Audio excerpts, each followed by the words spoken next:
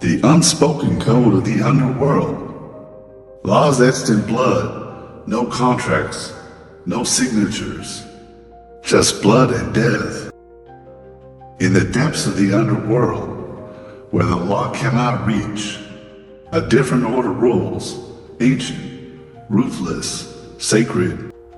From Italy's Cosa Nostra to Japan's tattooed Yakuza, to the merciless cartels of Latin America, they are all bound, not by ink on paper, but by blood oath and silent threats.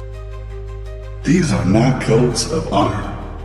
These are survival commandments where disobedience is death, not just of the body, but of the soul. 1. Omerta, the blade beneath the vow of silence.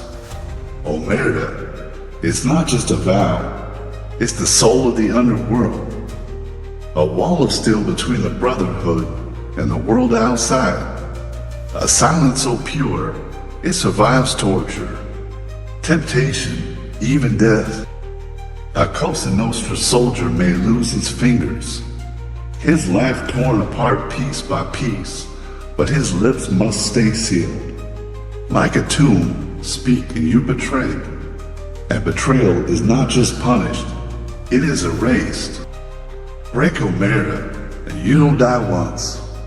You die forever, cursed in memory, forgotten by the code you broke. In this world, silence is not golden. Silence is blood. To loyalty until the last breath.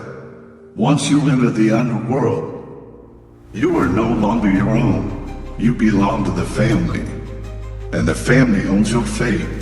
Loyalty is not a virtue. It is law, love, irrelevant. Friendship, disposable. Blood, secondary. A Yakuza may kneel, cut off his finger in shame, but even that will not cleanse the stain of betrayal. The traitor's death is never quick. It is slow, brutal.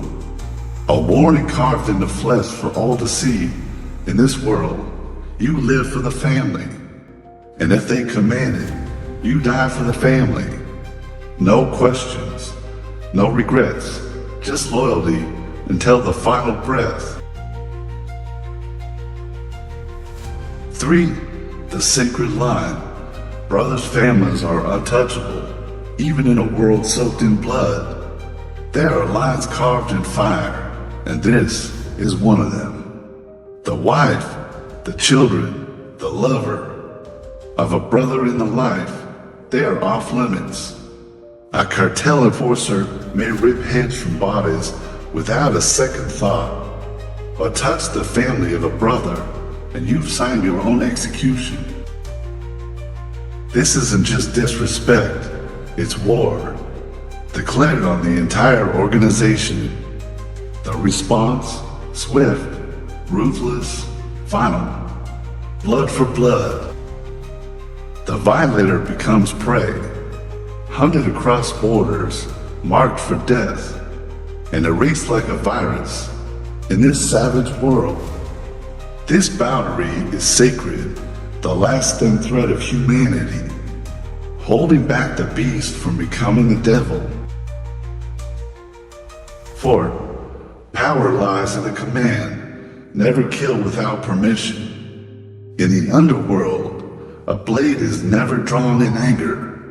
A bullet is never fired without a whisper from above. Every drop of blood must be authorized, blessed, ritualized, killed without permission.